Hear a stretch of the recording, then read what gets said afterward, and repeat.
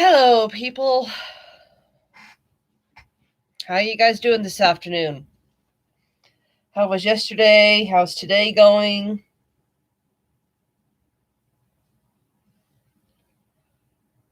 Oh, excuse me. I'm still a little sick. Excuse me. Yes, my husband's sock. Oh my god, wish I had gotten sick on Monday. Ugh. Kinda thought I was going to. 'Cause my husband likes to keep our bedroom really, really cold at night. I mean, really, really cold. Oh, and he wonders why I don't come in till like midnight, 1 o'clock. Because I don't want to go into a really cold room.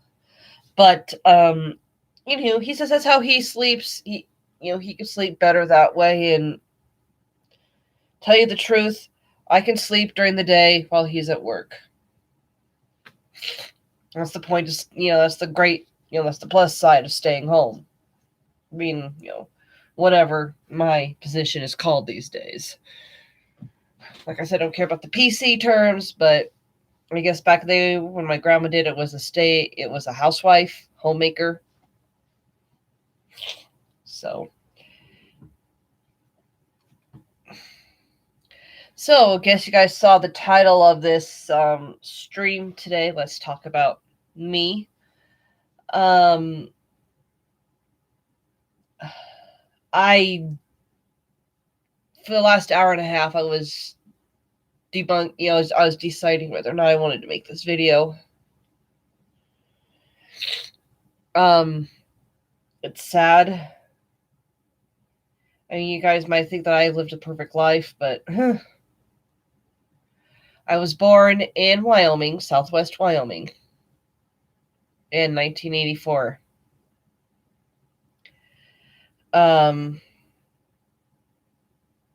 My parents divorced when my sister was a year old. I'm the eldest. My sister is like 3.5 years younger than me. I was 4 when she was born.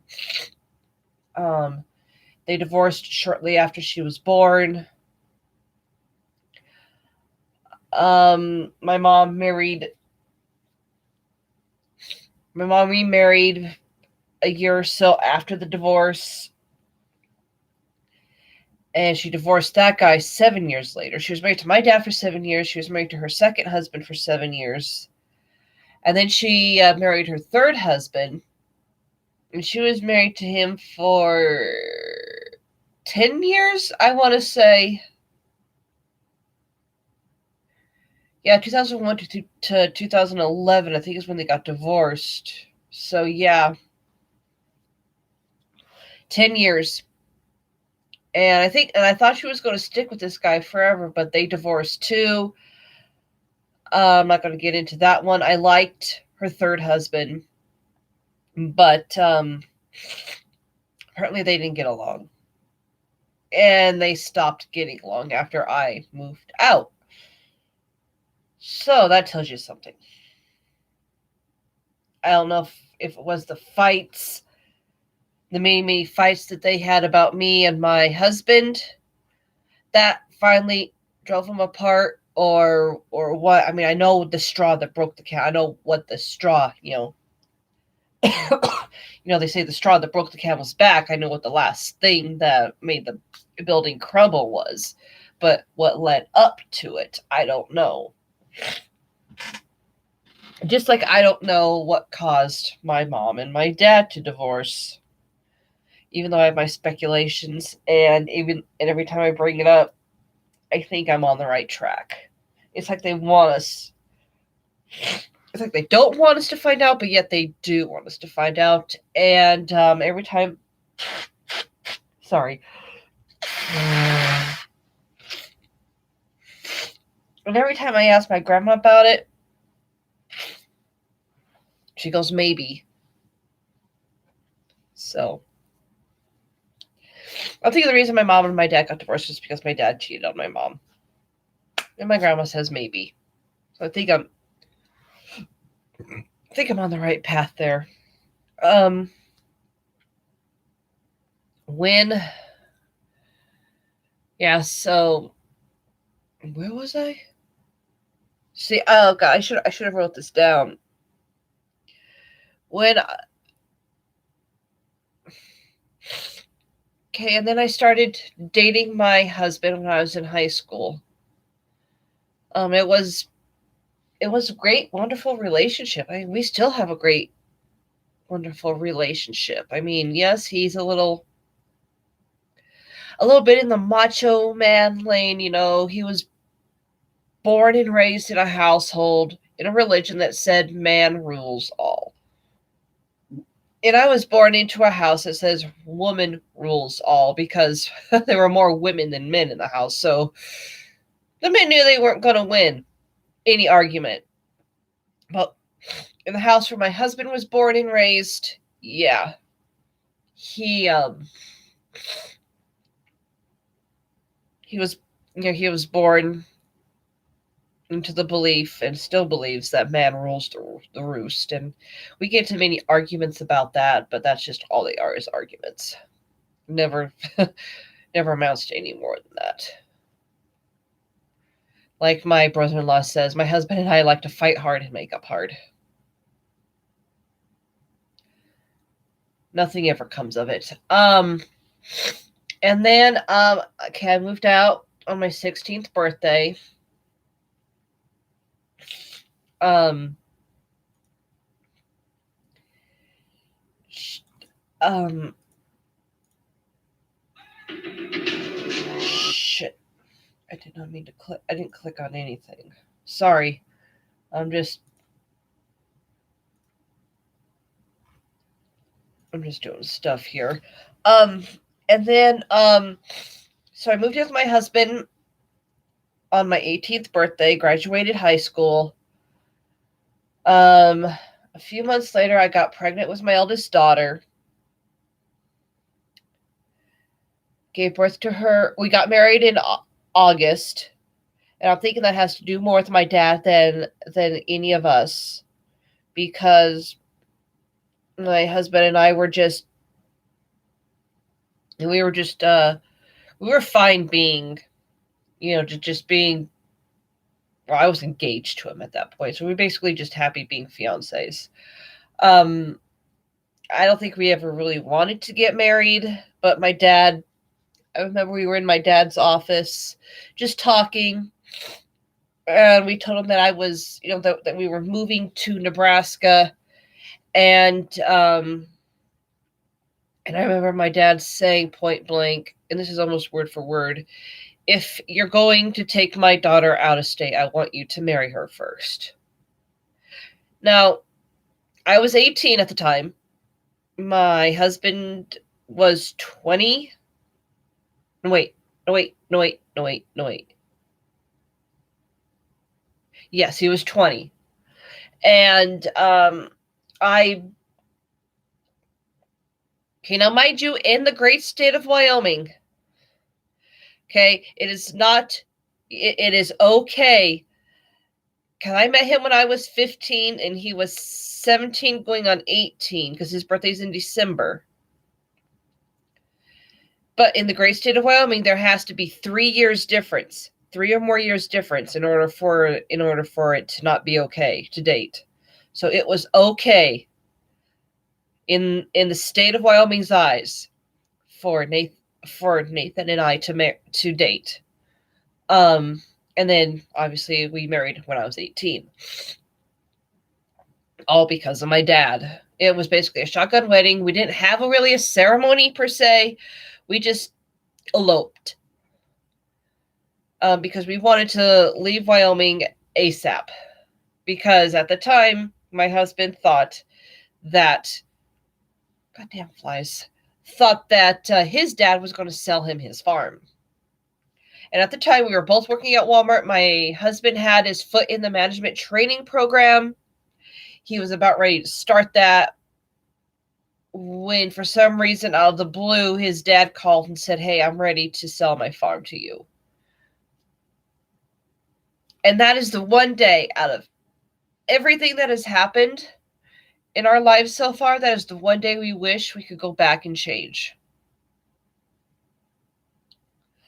So we pack up our stuff, get married. I was working as a cashier at the time at Walmart, in case you were wondering. But we both quit our jobs. We pack up everything, and we drive out to Pierce, Nebraska. We get there, and his dad's like, "I never said I was going to sell you the farm. I was wondering why you guys were here." So we unloaded what we needed to unload out of the U-Haul, which was everything, so we had to return the U-Haul. And we stayed with him all of July. No, sorry. No, sorry. All of August. And then in September, we started looking for our own place because, we just. No, it wasn't September. We stayed August, September, all of October, all of November. We started looking for a place in December. And it was a heck battle looking for a place because we were both young. We both didn't have any credit history. So no apartment complex wanted us because we didn't have any credit history. We were too young to even have it, even though my husband had been building up credit, since he started working. But, it was just, yeah, I mean, who wants to rent an apartment a two-bedroom apartment to a 20-year-old and an 18-year-old? But thanks to the generosity of my dad at the time, we found a really nice apartment. It was 2-bedroom because I was pregnant at the time, very much pregnant at the time. And one reason we wanted to move was because, I was getting close to deliver, and my husband didn't want us to be at his dad's house giving birth, in case, so I was due in like late March, early April. So weather here around the March, April time can be very PMSy, can be very bipolar. One day it could be nice, no snow on the ground. You wake up the next morning and there's like 2 or 3 feet of snow on the ground during March and April. So he basically just wanted us to be closer to a city that had a hospital in case something happened during my last stages of pregnancy. He was really worried about me delivering this baby safely and everything, which is romantic. My husband was just always made sure that I had everything I need during every single one of my pregnancies. No matter what I asked for, he would either give me the money to go get, or he would go get, depending on the situation. I mean, if I was already going out, he would give me extra money to go and do stuff. So so my eldest daughter was born March 26th, 2003. 18 months later, I got pregnant with my second born. And that pregnancy was kind of different. I could tell right from the get-go that it was different. And I was telling people that it was different, and they just didn't really understand why. I had many, many, many ultrasounds during that pregnancy. The doctors couldn't find anything wrong with the pregnancy to make, but nobody knew anything was wrong with her until my mom and my sister knew something was wrong with her when she was born. But the doctors didn't know anything. Nathan and I didn't know anything. Nobody knew anything was wrong except for my mom and my sister. My second born is no longer with us right now, thanks to the lovely court systems here in Nebraska. We had to give her up for adoption when she was 10 years old. And we found out what was wrong with her before she started kindergarten. And I think that the school system here in the town that we live in didn't want to deal with my autistic daughter's behaviors and problems. They weren't set up to deal with it. They are set up to deal with people that are just a little bit slower in math or a little bit slower in reading, have a little bit trouble reading, but for someone who's actually autistic, they don't have any clue how to handle. And I remember when I was enrolling my eldest daughter in school, I was like, "Do you guys have any resources to help an autistic child?" And they said no. Actually, no. They said yes, but I think as the time went on, and they and they and they got to know my autistic daughter more, and my autistic daughter started throwing tantrums in class. She started to act out in class. She would even go to school and just immediately fall asleep, which made the school believe that she wasn't sleeping at home, which was something that we argued about constantly. School and I argued about constantly. I tell them I put her to bed at 9 o'clock every night, but I am not, and I repeat this to this day, and I'll repeat this until I die. I was not going, and I wasn't willing to get up in the middle of the night to make sure she was sleeping, and I wasn't going to. Okay? She is her own person. If she doesn't sleep, she doesn't sleep. Okay? And we just had a great big huge hassle with the court system and that school from 2012 to 2015 to 2016, sorry. I don't know, I think it only took to 2015 to actually 100% get the court system out of our hair. And let me tell you, going through the courts is not fun.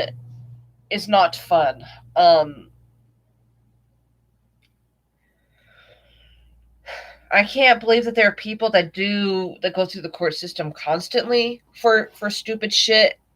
And because I can tell you something, at the time when it first started in 2012, my family was devotedly religious. And the county attorney basically beat that out of us. She basically said that we weren't allowed to even have a religion. We weren't allowed to be religious. We weren't allowed religious freedoms in her eyes because how we were raising the kids at the time was solely based on the Bible, which our lawyers didn't see anything wrong with, but apparently the county attorney did. And so we get all that fiasco done with. Okay, then my second born was born in 2014, September 2014. Oh God, September 2004. She was born 2004. My son was born August 2005. And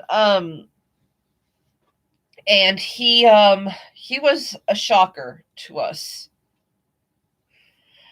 I had just given birth to my autistic daughter in September, and I found out I was pregnant with my son in November. So, yeah, that was fun. But I am so glad I have him. He is a little ball of energy. He is extremely intelligent.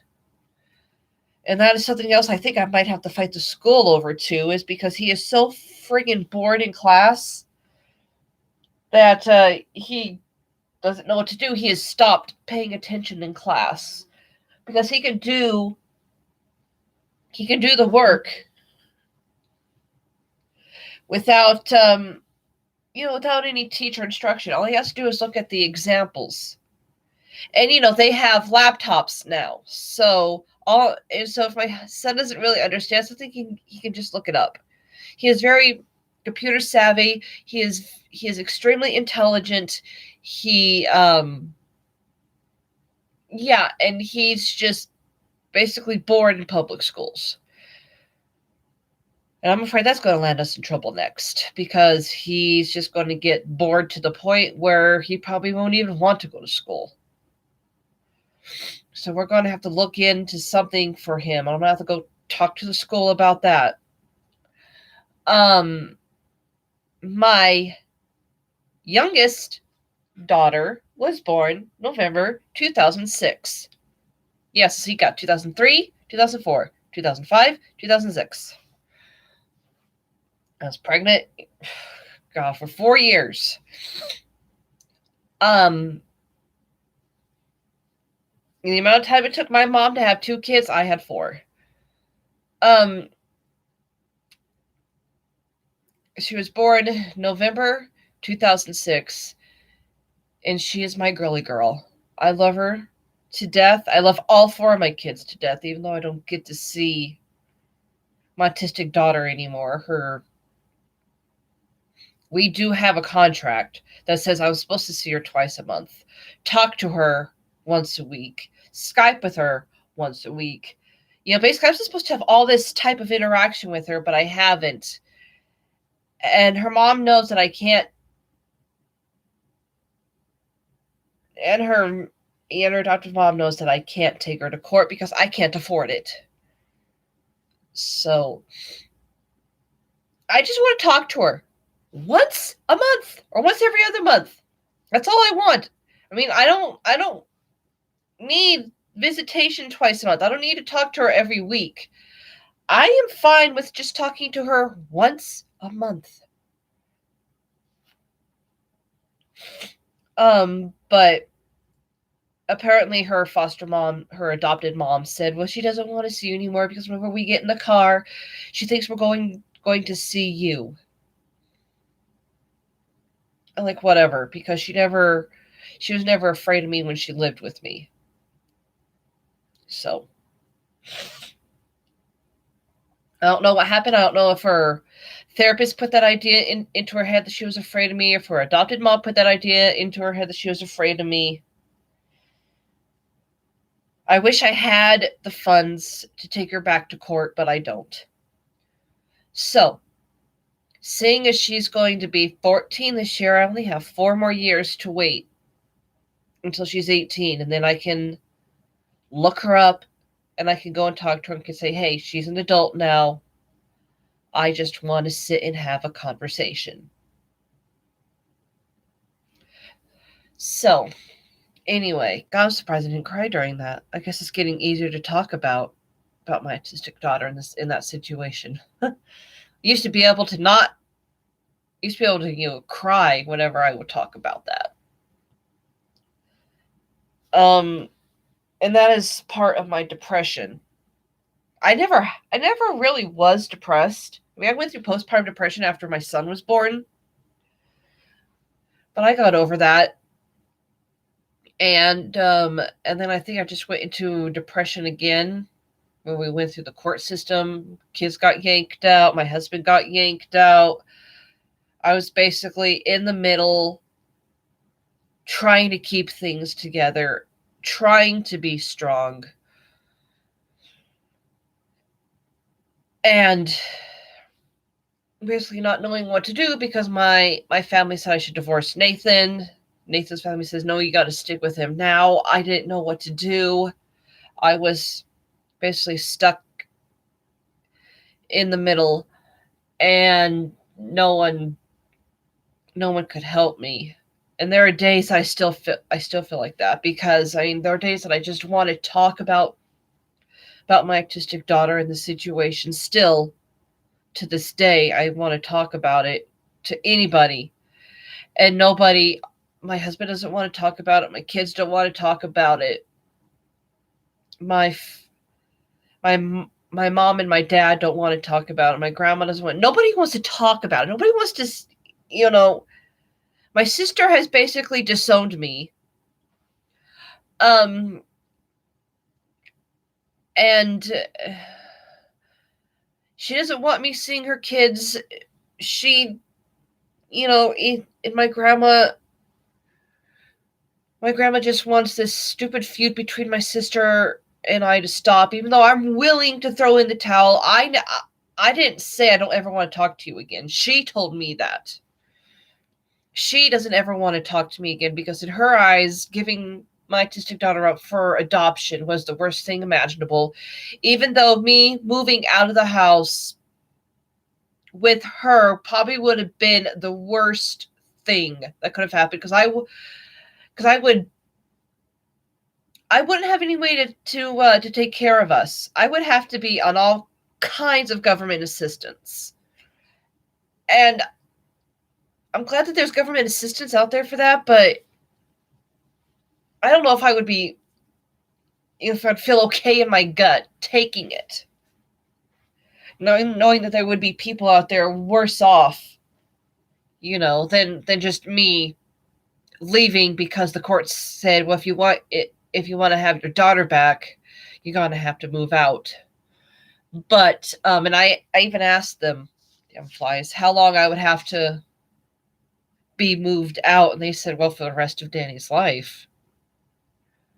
I was like, really? So you're basically telling me I need to get a divorce from my husband? No, you can still stay married. He just can't have any contact with her whatsoever, because they thought he was the perpetrator, because that's what my autistic daughter told them, was that my husband, did. It wasn't anything sexual, okay? It wasn't anything sexual, because if it was, he'd be in prison and we wouldn't have any of our kids. Basically just hit her.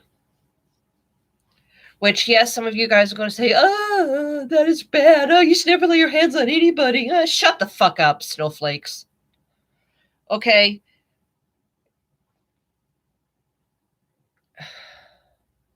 Like I said, we were raising our kids according to the Bible, and the Bible says, spare not the rod, lest ye spoil the child. So, there you go. But after that, after we got in trouble with the court system, and they said we couldn't raise our kids according to the Bible, we basically stopped. And I do not know why. I mean, we never laid a hand on our kids after that. No matter how much they acted up, we didn't do anything. Couldn't do anything.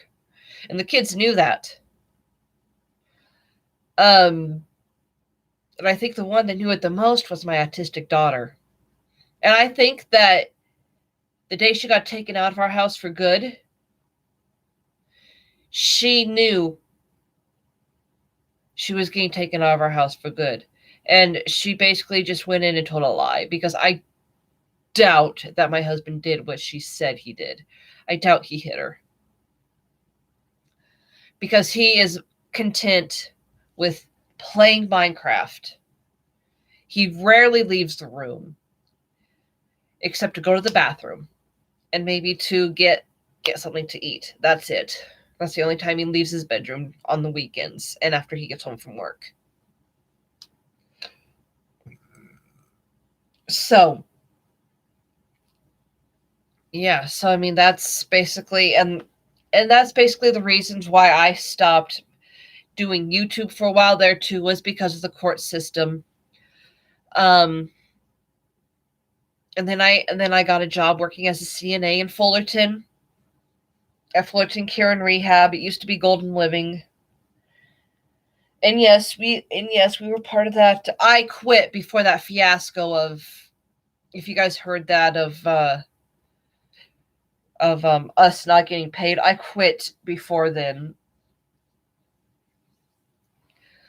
It yeah. So I mean, I say I had a pretty good and easy life, except for the little bumps here and there. Um, my autistic daughter's birthday's coming up. She'll be 14 in September, a couple weeks.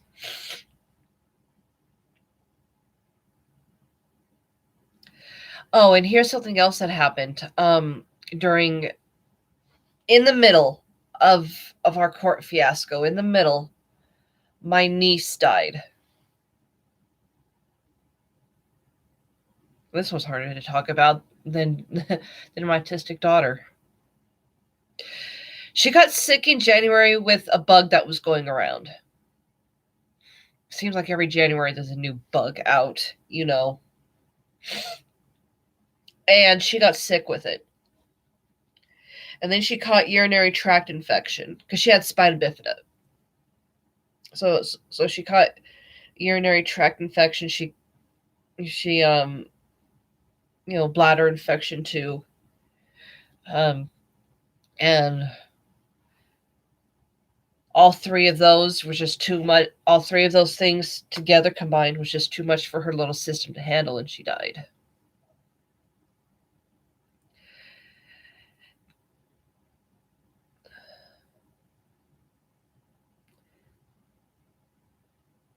And we had a major fight with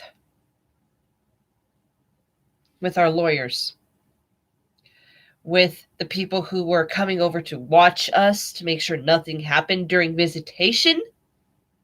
We had a major fight with them just to be able to go to our niece's funeral. Oh. Let me tell you, we had to rent out the Aurora, Nebraska Fairgrounds complex. We had to rent that out because of how many people came for the funeral.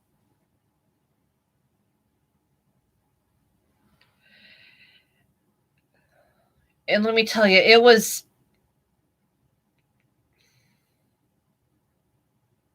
sad that we had to fight to be able to go to our niece's funeral. I mean, what the fuck, Nebraska?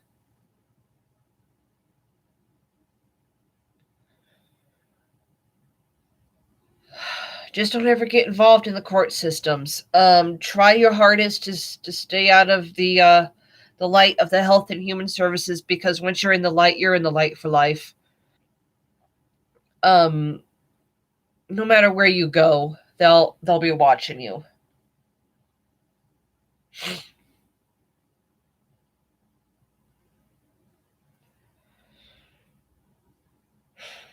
I just can't.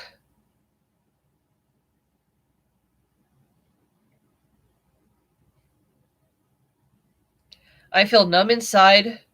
I feel like I want to cry, but I can't.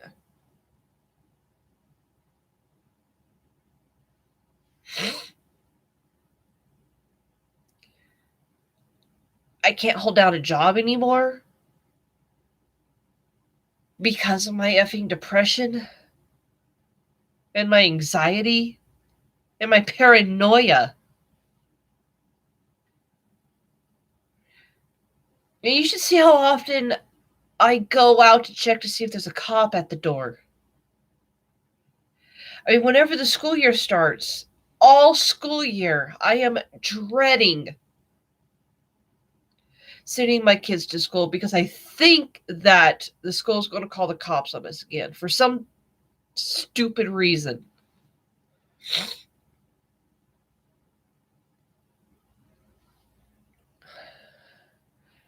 I mean, we can't sue the school because no lawyer wants to take on a public school. I mean, sometimes I think it is on the borderline of harassment, but what can you do?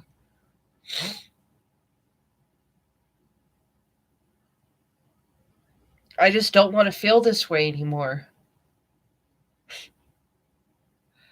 I look back at the pictures of me, before all this shit happened, and I see the light in my eyes, and I see that it's full of piss and vinegar and hope. And then this shit happened, and now I just feel drained all the time. And I can't talk to anybody about it because nobody wants to talk about it.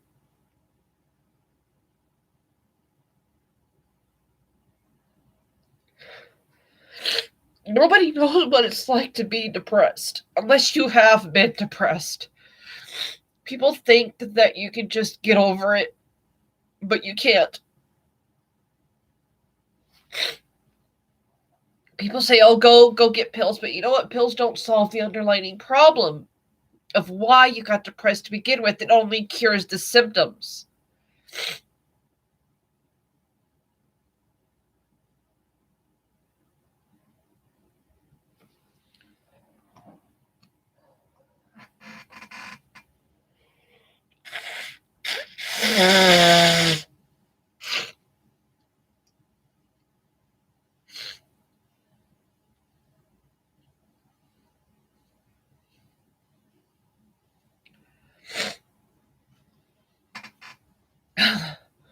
So, I mean, it sucks.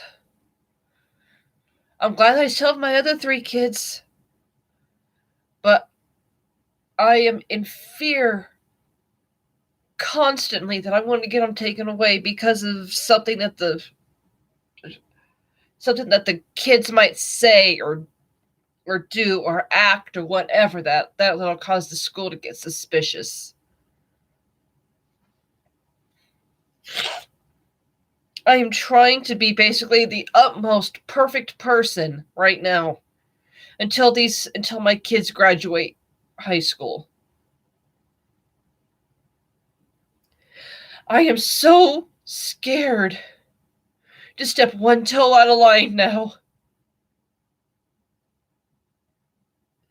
So I'm basically scared to be human. Basically scared to be a person because this school has me so fucking scared of them. I know my kids don't give a shit what the teachers think and what the school says. I know my kids don't give a shit. I wish I felt the same way. Wish I could just have the balls to tell the principals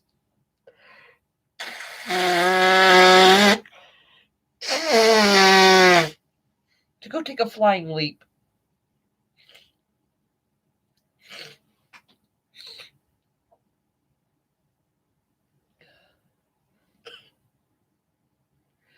See, once it starts, it doesn't stop.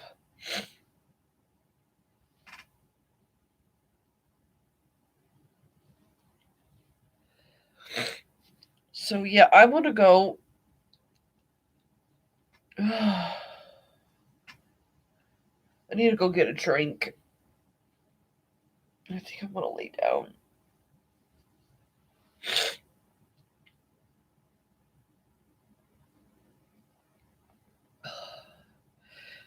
If you guys have anything else you want me to talk about, I basically told you why I had been gone for such a long time. In a roundabout way.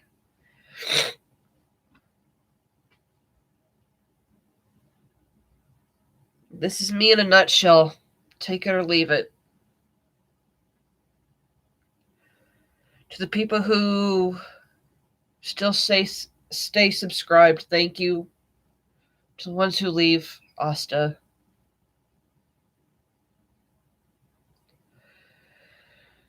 I don't know what much more to say other than I guess I'll catch you guys later. Bye.